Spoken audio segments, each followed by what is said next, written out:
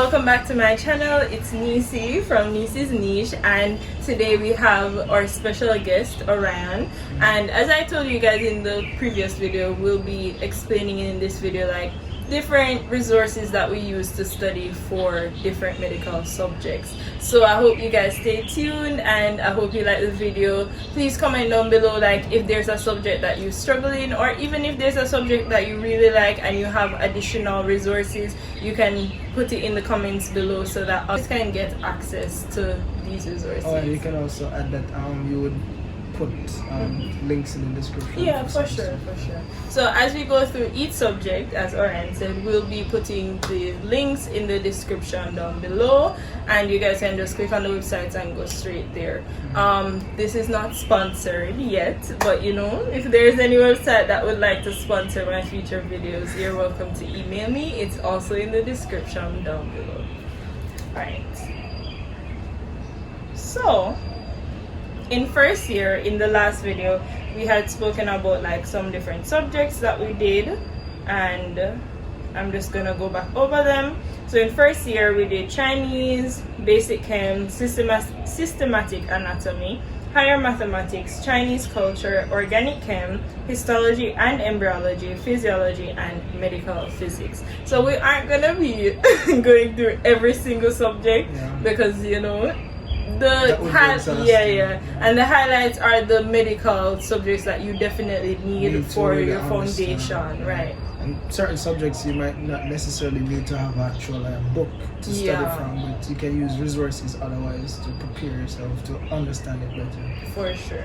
So our first subject that we'll be getting into is anatomy. So when I was in first year, anatomy was like a bit stressful, but I really loved it because, you know, like you're learning about the body and you're just like, wow, like there are a lot of things inside of me that I didn't know about, right? But it's a lot of content to take in. So a resource that I used was Teach Me Anatomy, and it's a website and it's also an app. You can download it on your phone. I really loved it because what it does is it condenses everything. So it sections it out, like you have your head, you have the neck, you have, you know, the thorax, everything is sectioned out.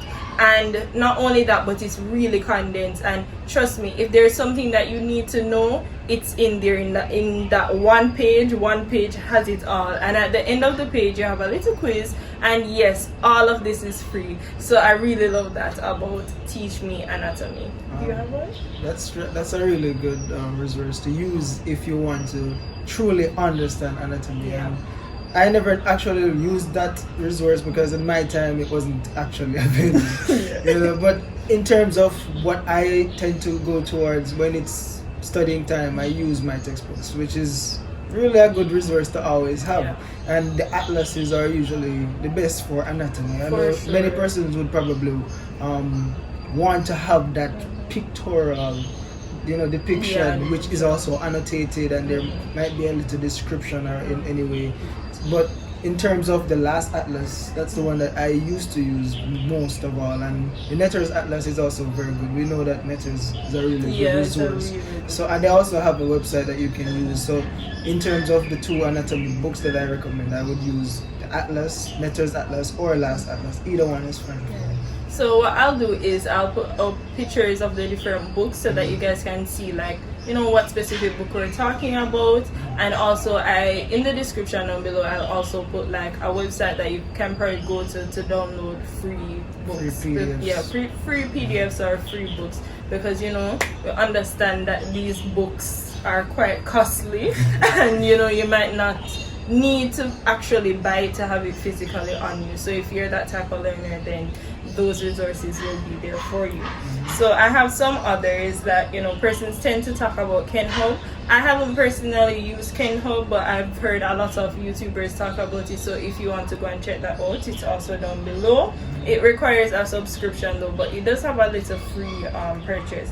But what I do, when I was doing regional anatomy, which I described in the other video about, you know, opening up the cadaver, understanding the different muscles and you know everything like that, I used a website called Free Anatomy Quiz. So in this website it also sectioned out everything, but like it was quizzes basically. So after I would go in the cadaver, have class and everything, I would just go home and go on that website and just do a little quiz on the section. So if I did the legs, I would find out the different muscle groups and everything in the legs and quiz myself on it to remember. So you can definitely use that.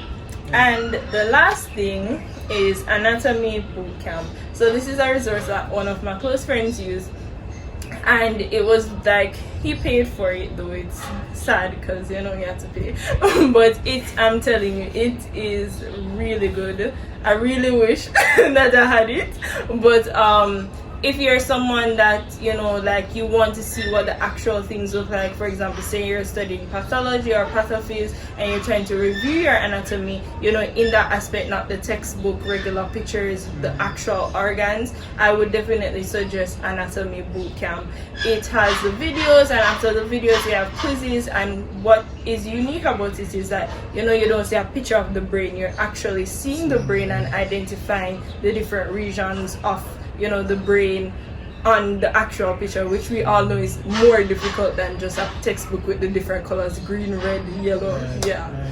So that's a very important point, because if you're going to be assessing yourself in the real situation, especially if you're using the cadaver, vessels such as the arteries and the veins, even the nerves, they're not going to look the same, color coordinated. There will be ways for you to identify them, right? The veins might look a little darker in color and a little bit flat, while the arteries will be a little bit more turgid and round, because they actually have a thicker wall, so they will look a little bit different, but not all of them will be easily distinguishable. And for the nerves, they might be a little flat, but you can notice them because when you try to pull on them, they're not gonna easily stretch, so it's a good way to know the real gross anatomy. So if you're going to be going into a classroom and looking at your cadaver, you don't want to be going in there with the mindset that I'm going to be seeing everything color coordinated, because that can really get you out of the situation quickly, and then you have to try to readjust yourself. So having these resources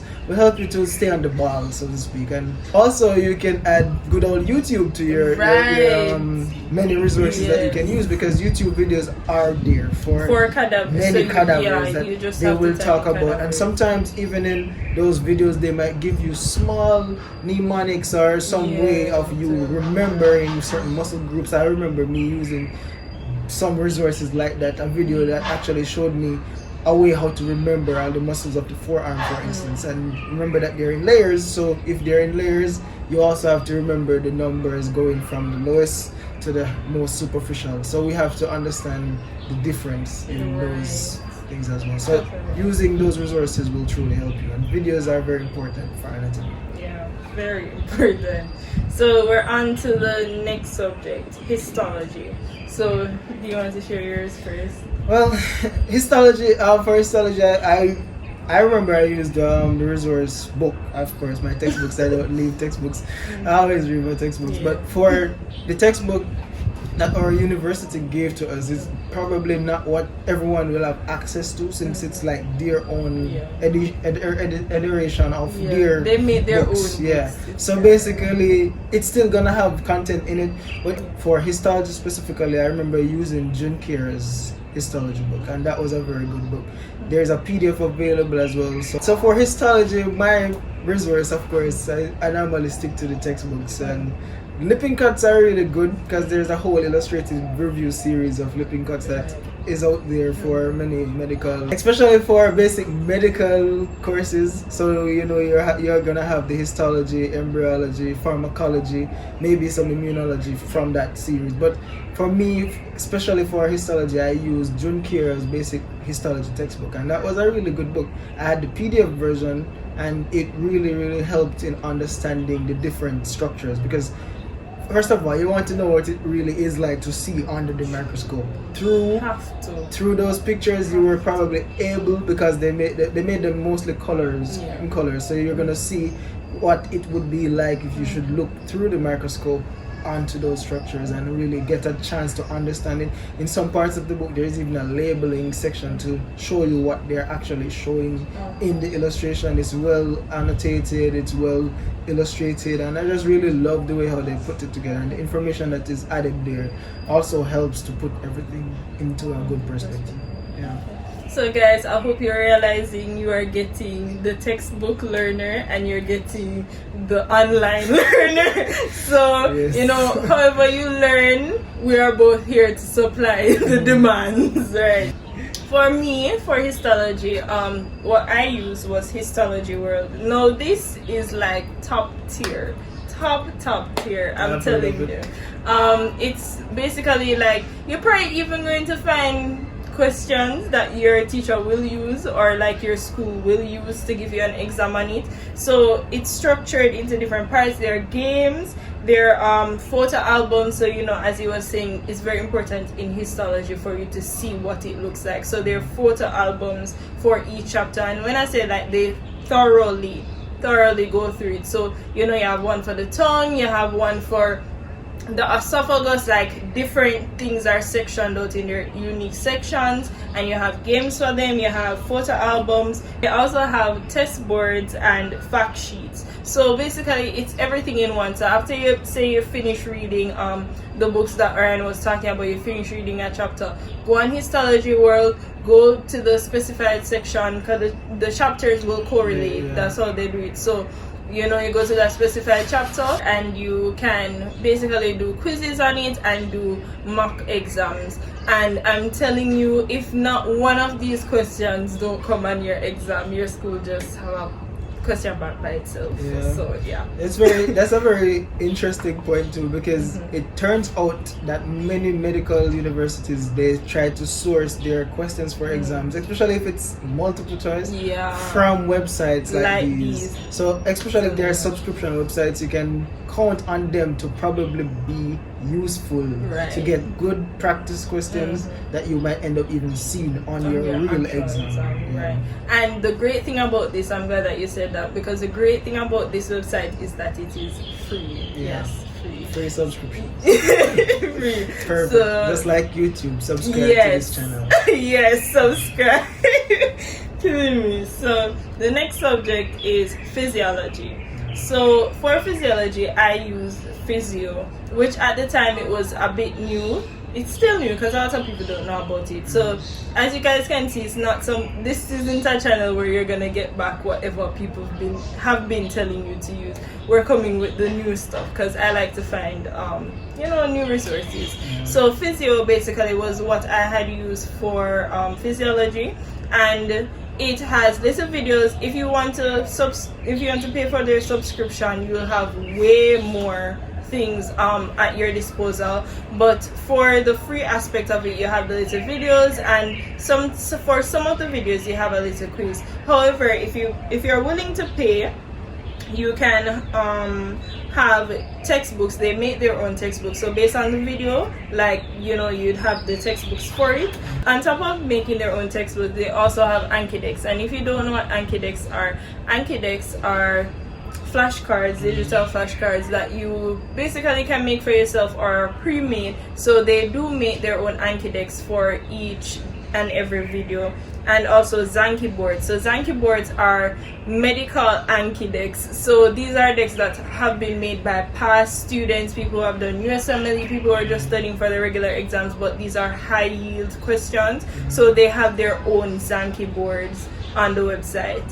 And you're saying something about Zanki boards. Yes, I was basically reiterating the fact that Zanki boards are very useful because they're actually from medical students to medical students like ourselves. So they're gonna put the resources together how you would probably try to study it, just like they would have before, and they know what it is like to be a medical student. So in their time, they would have put these resources together, and even after they completed med school and their studies, they would have put these resources together perfectly enough to ensure that persons like yourselves will be able to use them and understand what is truly on them. For sure.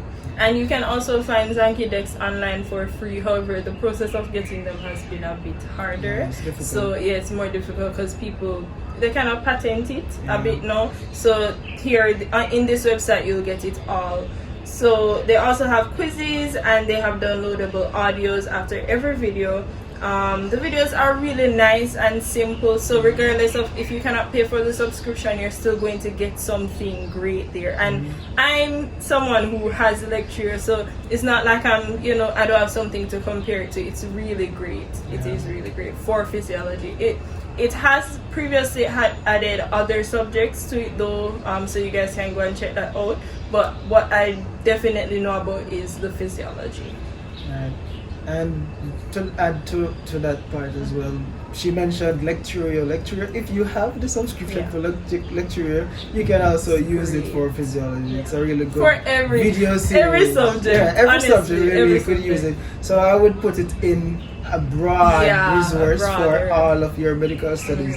Of course, if you will have the money to invest in something like that, but if you don't, this is why we're giving you these other alternatives which might be free and of course will be easy to access or easier to access for the the common person who wants to just learn more about their courses. Yes. So do you have any physiology resources that you'd like to share? Yeah, textbooks.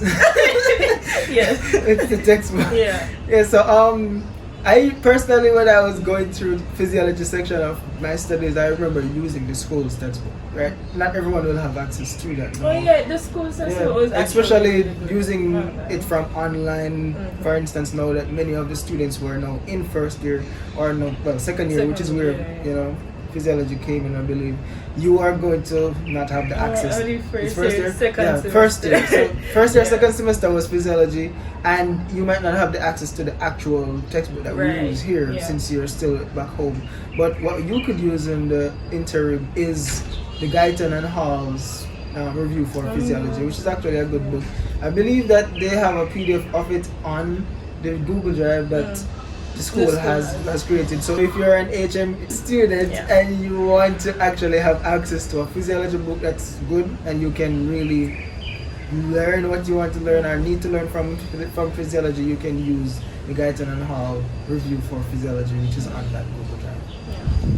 I love how you're just promoting our school here. Yes. Yeah, I think that's very important. Yes, it is. Alright, so we're at year 2 now, right? So these are the subjects for second year. So we had cell biology, parasitology, biochem, molecular biology, PE, Chinese, immunology, microbiology, pathology, and medical genetics. For second year, we're starting with cell biology. So for cell biology, I would recommend Ninja Nerd, who is a YouTuber, and he's I also recommend Ninja Nerd. So good for so many different subjects. So you're probably gonna hear me talk about him a lot. So yeah, Ninja Nerd is really a good YouTube channel that you can use for especially cell biology, because the way how they actually depict the graphics in those videos to help you to understand on the molecular level, because cell biology is truly a type of molecular biology, but it is really more carefully thought out in those videos compared to other videos that I would have watched.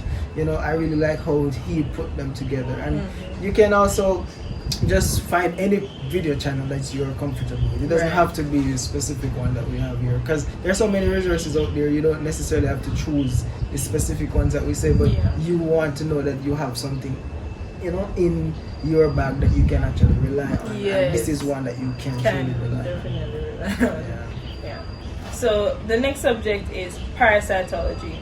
So because parasites in every region is different, as we mentioned in our last video, it's kind of iffy when it comes down to studying for it. So what I suggest is that this is something that will be universal for anybody anywhere. So our school actually suggested was for us to make a table, and this was graded, so obviously we had to do it. We had to do it, but I really like the fact that they ensured that we have to do it, because this was something that definitely helped me in remembering the parasites and their functions, the site, and everything. I'm telling you. So what I'll do is I'll put a picture up on the screen of like a little section of my table so that you guys can see what exactly I'm talking about. But and I'll do it for the organisms, schistosomes. But basically, we have the parasite name, then the definitive host, the intermediate host, the infective stage, the infection route,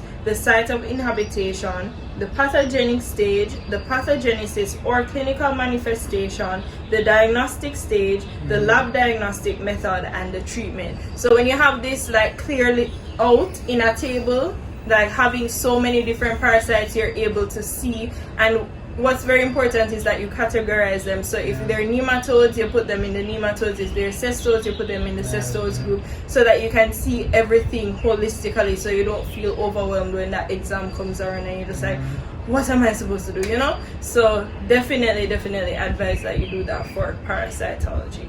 Yeah, that I concur with her point for this one, because I actually did the same thing. So it's obvious that it's a common thing to do, and it's very important that you know how to put these together, because well, at least for myself and for many students who might be out there, you want to know that you have something sequential that you can understand. When you categorize your content, when you're studying something like medicine, which is so bulky, it's better when you have things under a certain category. You can say, okay, I remember this because I remember seeing it under this category. So even if a part of the information might be blurry, you will remember because you had it under a category. And for instance, for many of the treatments, for instance, for the schistosomes, and they are all considered to be flukes, and most of those, they call them flukes, just so if you didn't know, they call them flukes, and all of them are treated with the same drug, you know, praziquantel or albendazole can be used as categorize them, and it will also help you in understanding and remembering where you would have seen a content to answer a question if it arises. For sure. So our next subject is biochem, so I'm going to let you start off with that. Yeah, biochem now, for me, what did I do for biochemistry? I remember definitely that I used the textbook that we had. That was our school's textbook for sure.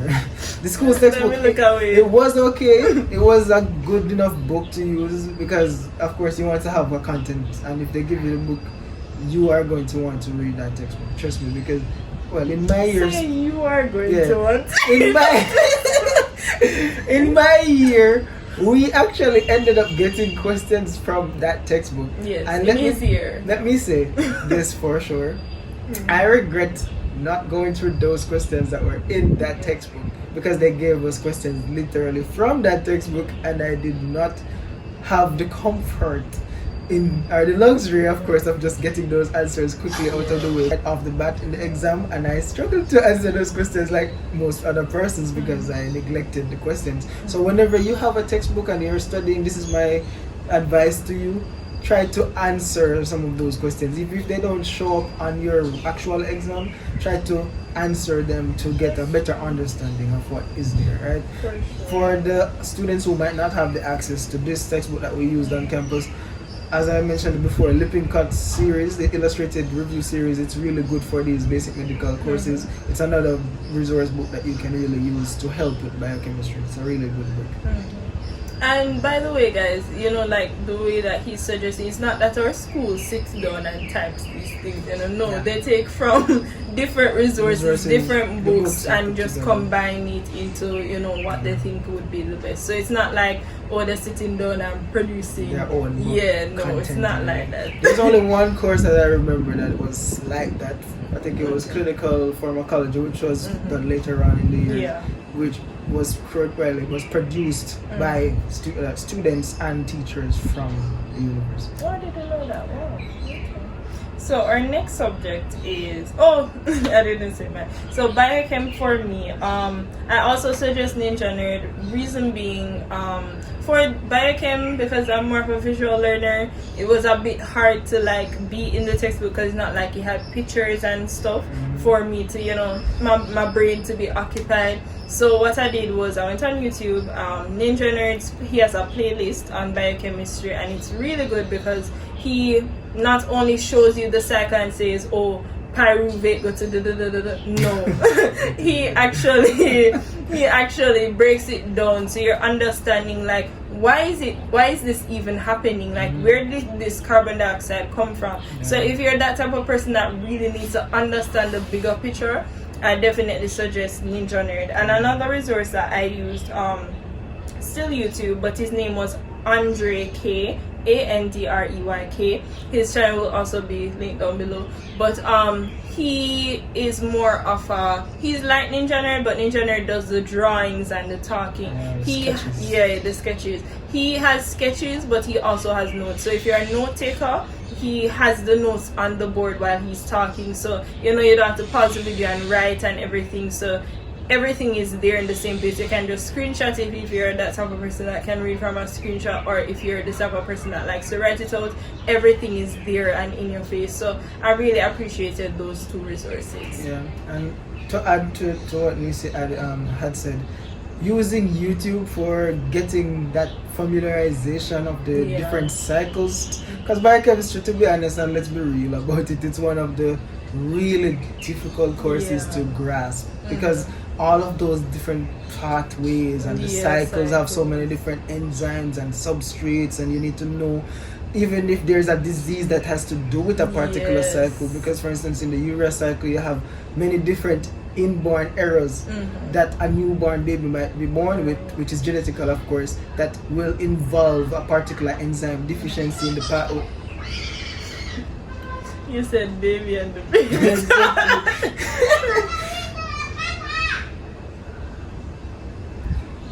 Wow. Hold on. Yes. So the newborn errors that a baby might be born with is genetical, and usually they might be due to a deficiency in a particular enzyme within that pathway, and this website will also help you to get that information. Well, the channel, they tell you if there's a disease that is associated with a particular enzyme deficiency, which is very important for you in your clinical years. So it's not just about learning the content in the basic medicine, but you will also notice that these basic medicine stuff will come back in your future years as you progress in med school. And not only that, but if you're someone who cares about medicine, because it's one thing to study. No, it's one thing to study it, but let's be honest, it's not everybody like spends time to understand it. So like, like if you're someone that really wants to understand like what's going on here, what causes this, then that's when you actually see that, all of this comes together. But if you're just someone that says, okay, let me just get the exam out of the way, right, then you're not going to really not see even the need full to go picture. to YouTube if that's the case. You probably don't need it, to be honest. Alright. The lecturers should be enough for you to pass those exams in this med school. Yeah. So microbiology. So for microbiology, highly suggested for those gamers out there. Like if you like to play games, or if you're just someone that you need the visual aspect to be mentally stimulated. Microbe Invaders, it is awesome. Like I tell you about it all the while, I tell people about it, but I feel like you guys don't appreciate the art. But it's okay because to each his own. So I hope that you guys definitely check that out, because it's like, those old time video games, it's kind of like that, but you're a doctor, you dress up your avatar and everything, and you're on a hospital, you do rounds. This is a free game, guys. You do rounds and you basically clear out each segment. So you start off with the skin, you go through like skin illnesses and the different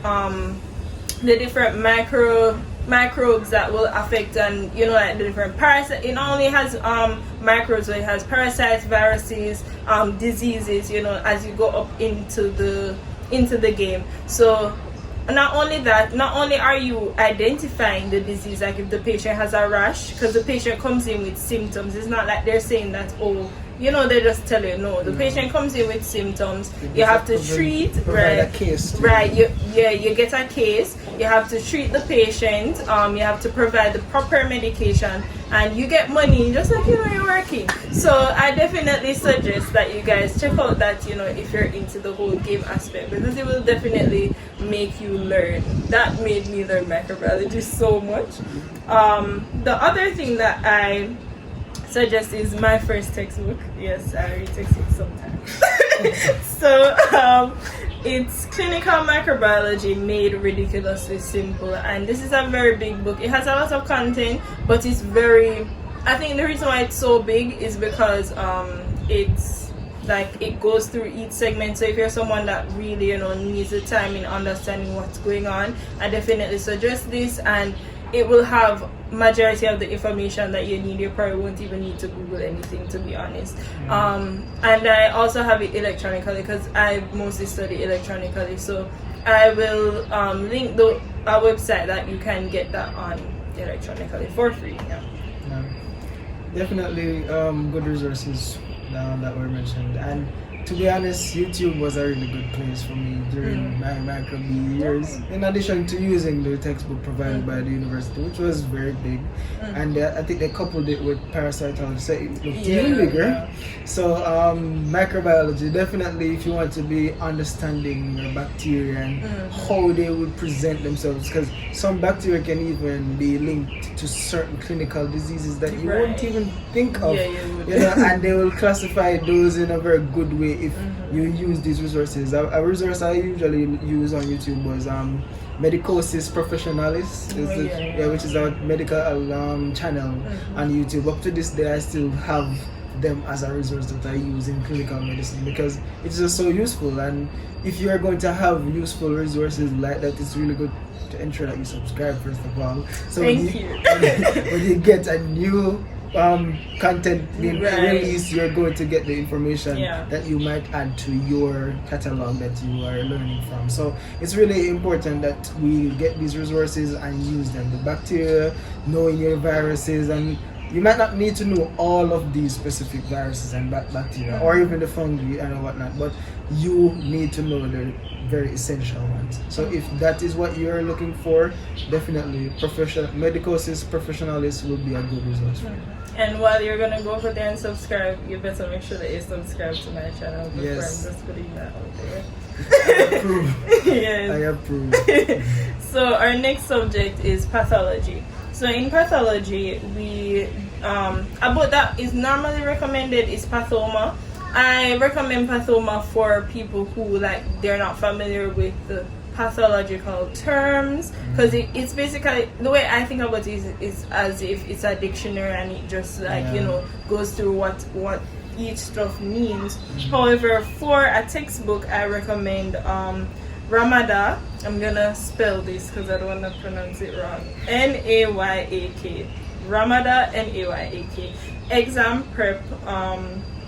It's an exam preparatory manual for undergrad pathology. So that's the name of it. I'm not sure if it's an official textbook, but it's something I ran across online and it just happened to really help me. It's something that is it has so much content, so much information, and it basically shows you everything. It has the pictures, pathology. You basically need the organs itself. You need to see what's going on, if there's atrophy, what does that actually look like in a person's body. So it has all of that and so much more. Right. For pathology, as Nisi was saying, Pathoma, it is a good book, yes, but it's more of a revision type of book. It's not a book that you're going to be able to learn pathology from. So if you're a student who is just doing pathology for the first time, using Pathoma, it might not be the best. Because I've seen it for myself. Yes, the pictures are there, and pathology has a lot to do with histology as well. So it's like histopathology is a very important part of it. So they will amalgamate them and they'll show you what it looks like in the gross anatomy version of it. They'll show you what it looks like histologically, and that's very important as well.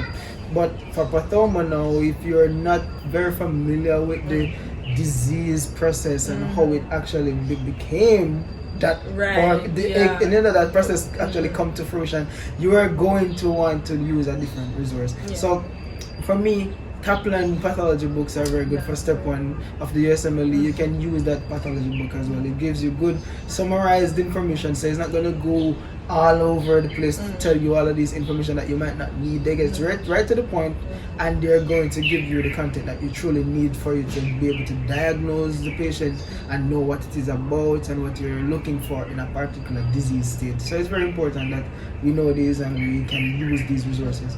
As for the websites, you can also go online and you can search for information for pathology. There are many websites out there. I think Mayo Clinic is a website that I usually go on for this, and also Medline Plus. Medline Plus is another website I also use for pathology. And YouTube is also there. Yeah. You can find a website, a channel on it, and you can use it for your resource. Right.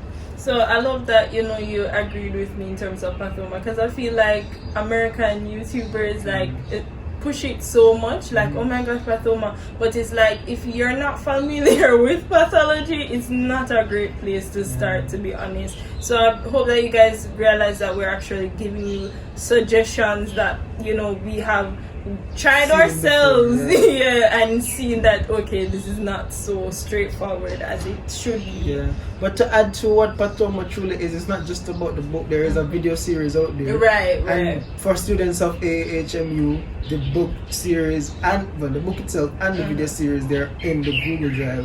I think they have an earlier version of the book though. They have a new version of the book every year basically, so I think the one on the drive might be a little bit outdated now, so you might want to get a PDF of a newer version, like one from 2020 going up in these years, closer to what we're at now.